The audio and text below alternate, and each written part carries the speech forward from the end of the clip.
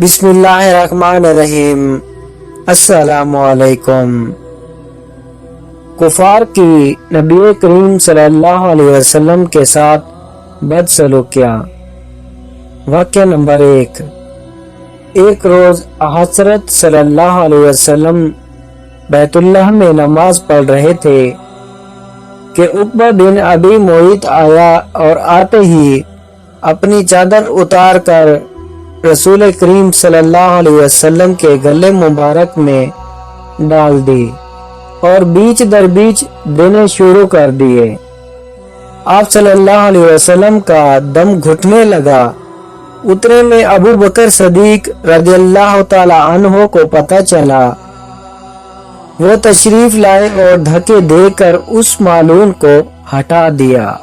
کفار نے آپ صلی اللہ علیہ وسلم کو طرح طرح کی تکلیفیں دیے، کبھی جسم اطہر پر نجاستیں ڈالے، کبھی گلے میں پھندا ڈال کر کھینچا، گھر کے دروازے کے سامنے کانٹے بچھائے تاکہ صبح سویرے جب آپ یا آپ کے بچے باہر نکلے تو کوئی کانٹا پاؤں میں چھپ جائے، گالیاں دیے، قتل کے منصوبے بنائے، جس میں اطہار کو لہو لہان کیا، قید میں رکھا، آپ صلی اللہ علیہ وسلم کے صحن میں پکے ہوئے کھانے پر غلاستے پھینکے، آپ صلی اللہ علیہ وسلم کے شان میں اس قدر گستاخیاں کیے کہ اللہ کی پناہ، کبھی پاگل کہہ کر پکارا اور کبھی جادو کر، نعوذ باللہ، کبھی مذموم کہا اور کبھی شاعر، اللہ کی پناہ۔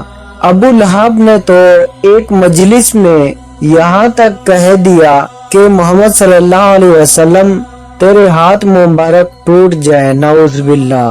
صحاح ستہ یہ عبارت حافظ عبدالشکور کی کتاب صحیح اسلامی واقعات سے ماخوذ ہے، صفحہ نمبر 9۔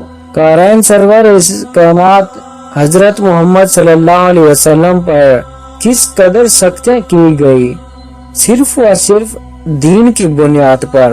اللہ تعالیٰ کا لاکھ لاکھ درود و سلام ہو آپ صلی اللہ علیہ وسلم پر اور ان کفار پر اللہ کی، فرشتوں کی اور تمام انسانوں کی لعنت ہو جنہوں نے آپ صلی اللہ علیہ وسلم کو پریشان کیا۔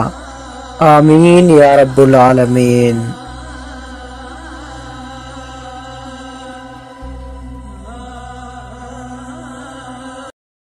درود ان پر، سلام ان پر، یہی کہنا خدا کا ہے، خدا کے بعد جو ہے مرتبہ صلی اللہ کا ہے، وہی سردار عالم ہے، وہی غم خوار امت ہے، وہی تو